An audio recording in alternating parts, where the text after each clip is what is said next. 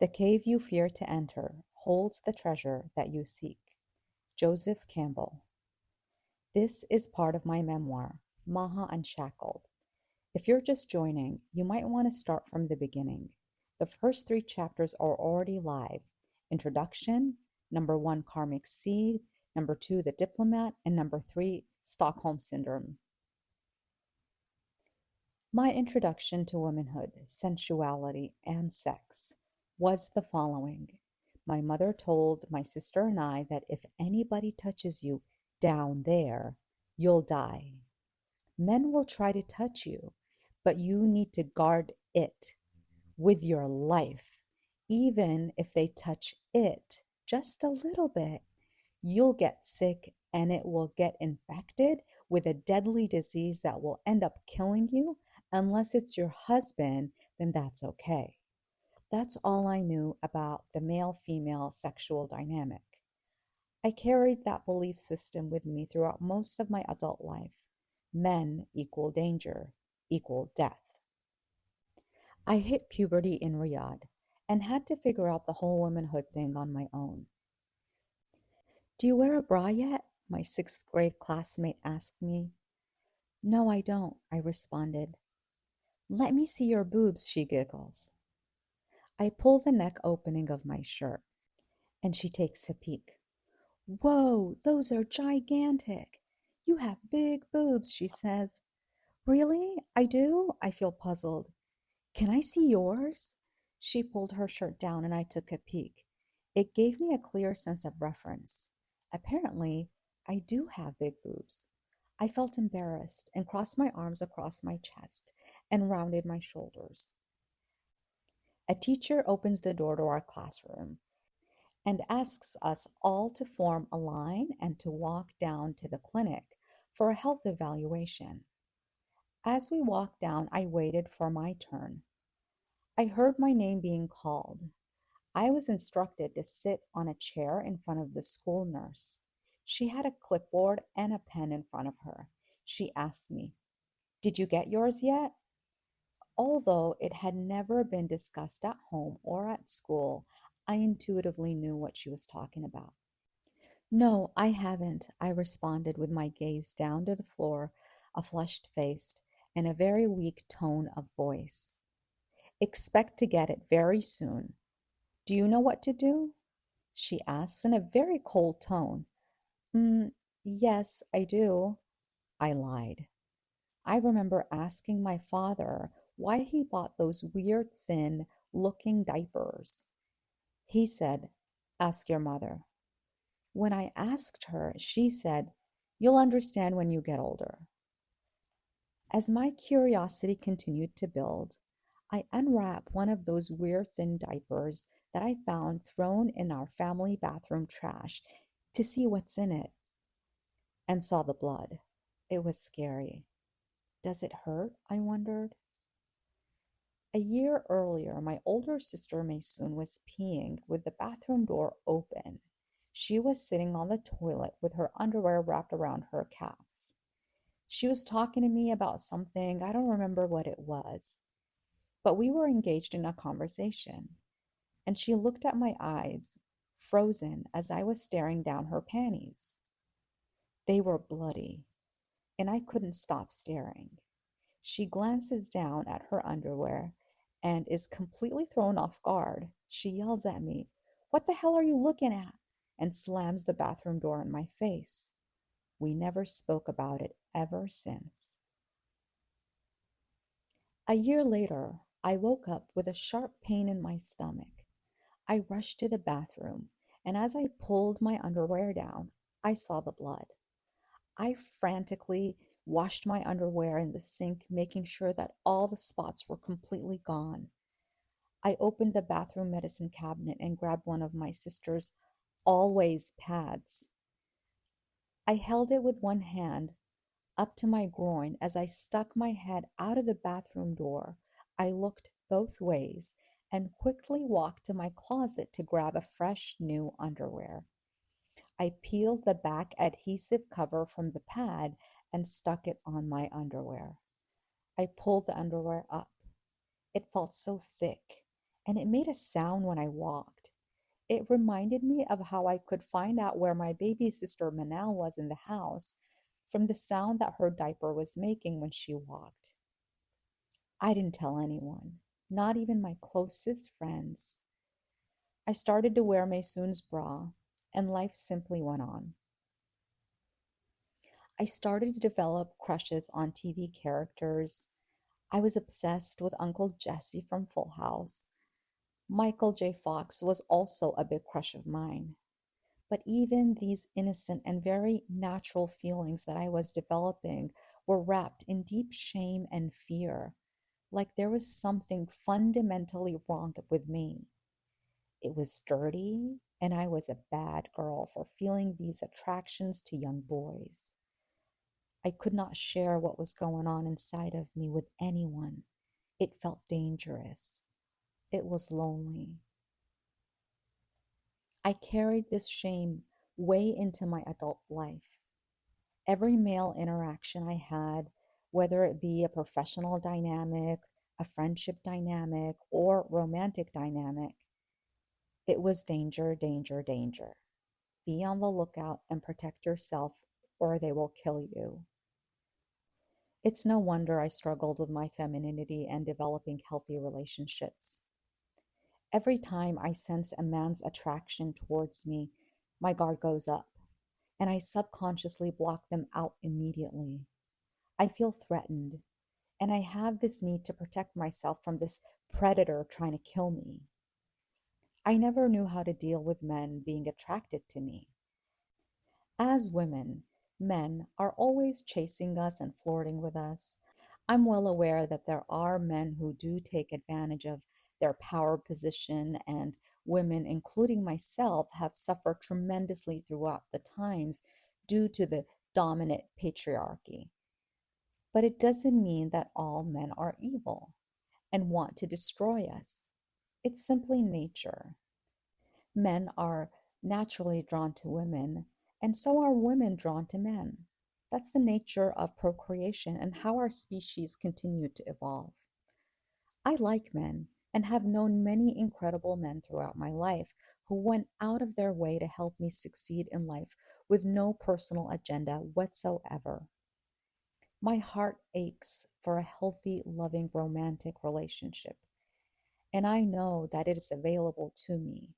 I just never knew how to deal with it in a healthy way, in a way that an emotionally stable woman would.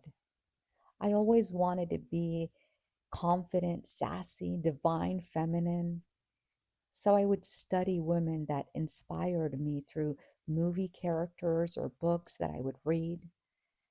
This has been a long life journey. I self sabotaged so many lucrative business opportunities, friendships, and romantic relationships because of this emotional instability. As I write this chapter, I am in Akumal Beach in Mexico. In the morning, I sit down to finish writing this book. And in the evening, I reward myself by going to happy hour at a local restaurant, La Buena Vida. It's about 20 feet from my Airbnb. I have a spicy margarita and fish tacos.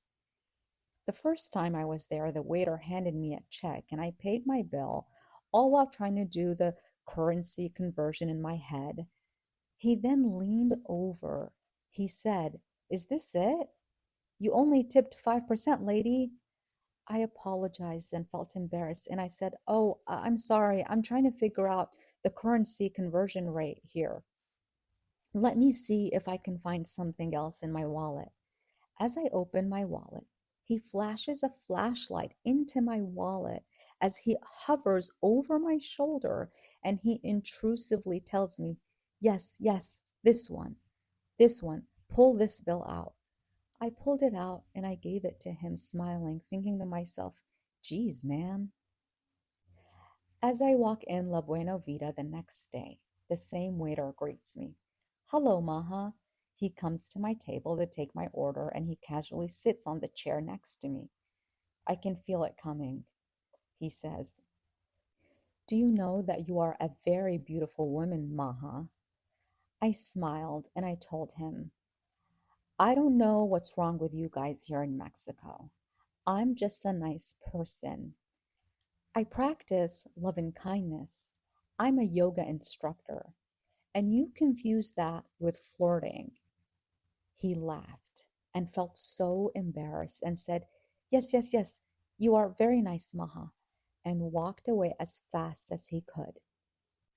He later came back to check in on me and asked if I needed anything else. I just asked for the bill.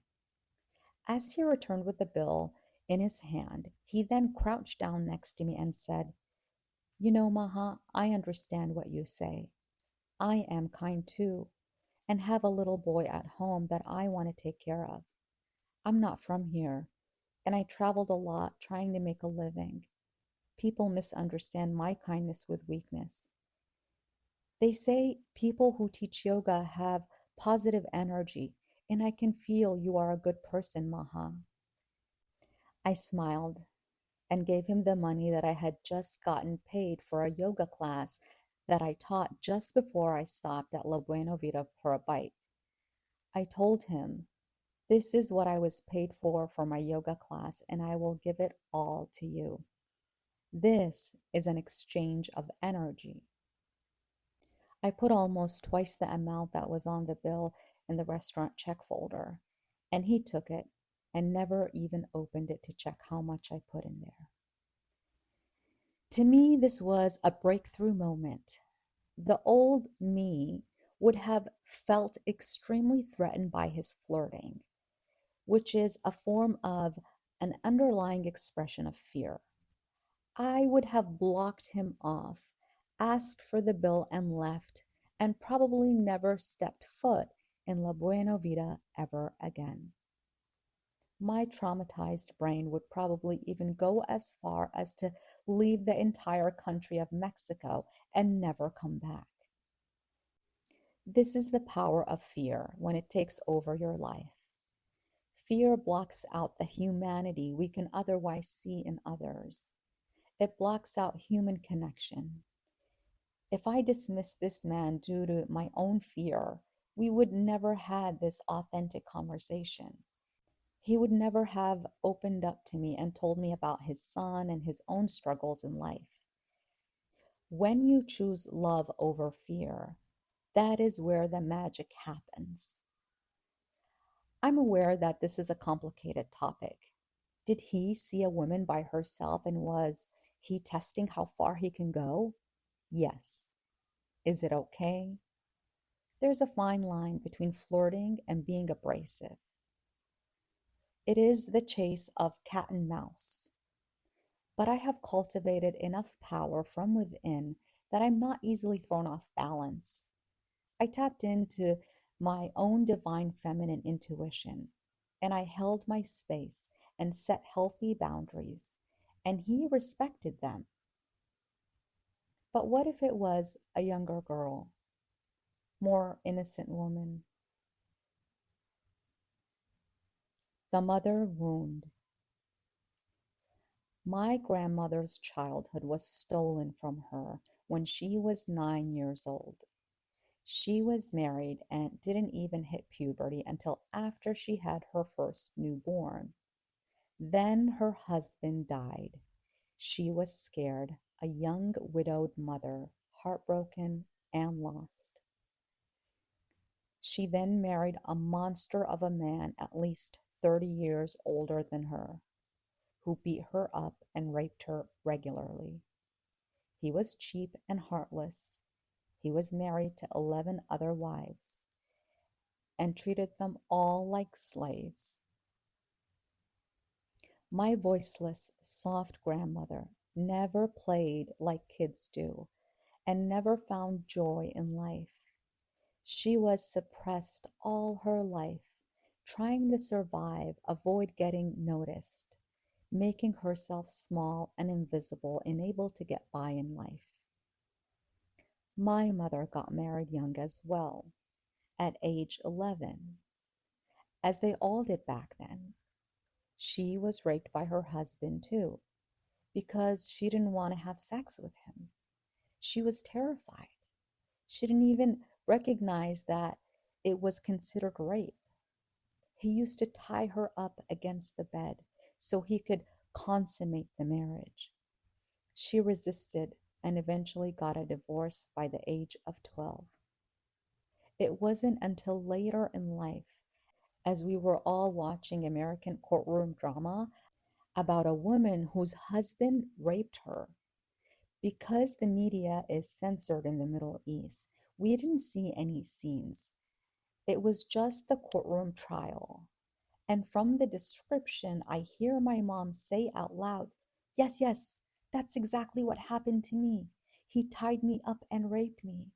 But he was my husband. In our religion, it is his right to do what he pleases with me." I was the one being culturally prosecuted, not him. I didn't obey my husband and perform my wifely duties. She was shamed and tamed as a divorcee just like me. Huh, I never thought of it that way. As much as I resented her, our stories do parallel. She then married my father, but never had an opportunity to heal her wounds. One evening, my father was in a rare mood, and so were Maysoon and I. He was relaxed, open, and willing to share a story from his past. He leaned back in his chair, took a slow sip of tea, and began to speak. In 1970, I was hanging out with your uncle Abdulaziz in Sana'a. We were old friends, you see. He began, his voice steady, as if he was reliving the moment. I told him, "You know what? I earned my master's degree in economics from Moscow. I have a stable job as a diplomat. I think I'm ready for marriage." Maysoon and I glanced at each other, intrigued. It wasn't often that our father spoke about things like this. At that point, we already knew that my uncle and my father were old friends and that he was the one who had arranged my parents' marriage, but we didn't know the details of the story. He continued, his gaze distant as he recalled the past. Most of the men in our generation were illiterate. Your uncle and I were part of a very small elite educated group. Abdulaziz didn't even hesitate. He said, "I have the perfect wife for you, my sister. She was married for a brief month and is now divorced. She's very pretty and super white. Her mother, my stepmother, is Turkish." Maysoon's eyes widened. "Uncle Abdulaziz just offered her like that?" My father nodded. "Yes, but I told him I agree on one condition. I must see her before I commit to anything." I gasped. "Baba, you actually said that?" He chuckled, a rare thing to witness. "Of course. I wasn't going to agree to something blindly. Your uncle didn't hesitate for a moment. He said, 'I'll let you see her, but no one in the family can know. Just keep this a secret.'" Maysoon and I leaned in, hanging on to his every word. "I was the first man in the entire country to ever see his wife before the wedding," he said, shaking his head, still amused by his own boldness. "I saw the glowing light skin of your mother, and that was all I needed to see. We got married shortly after." Maysoon let out a small laugh. "So all she had to be was light-skinned?" He shrugged. "Yes." I smirked. "So basically, Uncle Abdulaziz set you up?" "He did," my father admitted, with a small smile. I'm not sure whether to thank him or be mad at him. I wasn't so sure about that either, but I kept my thought to myself. My mother said that she was told he was an educated diplomat that would treat her with respect, that she would get to travel and see the world with him. She was also told Who else would want to marry a divorcee? Shut up and be grateful for this miracle. She never had the opportunity to feel safe and heal. She never had her own needs met and couldn't figure out a way to express that other than being angry and taking it out on us. She was extremely unhappy and looked for love and happiness in all the wrong places. She was comparing herself and her lifestyle to her rich sister, thinking that if she married a more wealthy man, she would be happy. She was stuck with no options for a better life. She loathed in victim mentality until it became a self-fulfilling prophecy. It's only after I practiced in a transformational online course on Daily Om, How to Heal the Mother Wound, that I felt whole enough and emotionally strong to start writing this book. Here's an excerpt from Lesson 6, The Ancestral Feminine. As women, it's impossible for us to hold this wound in our bodies, to feel its weight in our lives, and to suffer from it as it becomes our own, through addiction, lack of self-confidence, and shame, to name a few of its harmful manifestations. It enters our lives through both nature and nurture, as we hold the memory of the pain in our subtle bodies, internalizing and expressing the inherited wounds of our mothers, grandmothers, great-grandmothers, and beyond. The ancestral aspect to the mother wound can be confusing when we are held in its grip because we don't know why we behave the way we do, why we act out or have inexplicable pain in our bodies. Perhaps as a result, we default to believing that there's something inherently wrong with us. But when we adopt these false stories, we hurt ourselves. We turn away from our souls. There's nothing wrong with us. We are feeling the unfelt wounds of our ancestors, the traumas, abuse, regrets, fears, and unresolved emotional pain. In the West, we live in a time when we are free to speak openly about menstruation. However, our bodies still hold the memory of a recent past, and in many places around the world, a current reality.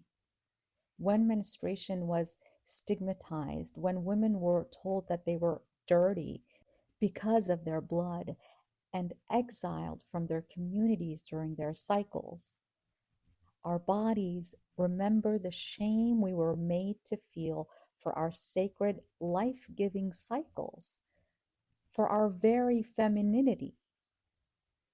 We are all the daughters of this hurt. Even as courageous women and men throughout the world engage in the work of rebuilding and healing from patriarchal values, we live together in its ruin. After years and years of doing the work and healing, I have read almost every book there is to read on how to live a happy and fulfilling life, all from ancient wisdom philosophies to modern neuroscience, and they all said the same thing.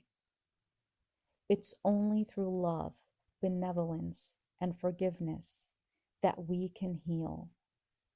Only then, only after dropping that heavy weight, once we heal, are we able to manifest our highest expression and live our best life possible.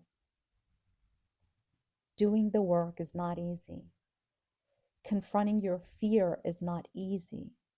But what is more difficult is living a life of suffering. It was only when I was able to forgive my mother and see the wounded little girl inside of her, the wounded feminine part of her, that I was able to let go of my resentment towards her. I was able to forgive the abuse, the neglect, and the vicious violence she put upon me. Yes, it happened, and it was ugly and messy. I'm not denying that reality, and I'm not saying it was okay. She was raging as her wound never stopped bleeding.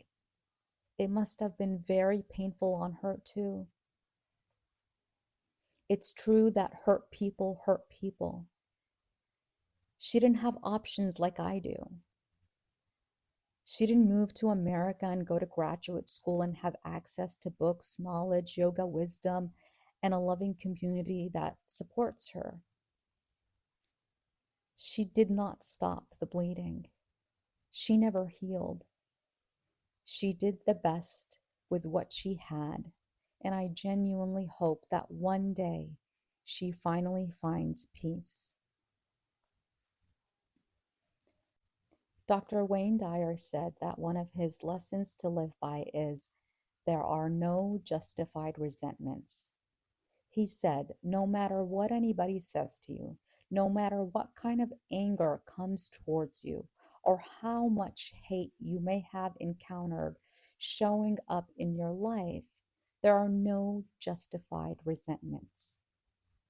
Meaning that if you carry around resentment inside of you about anything or about anyone, even the person that was abusive in your life, I'm talking about the person you lent money to and hasn't paid you back, the person who walked out on you and left you for somebody else.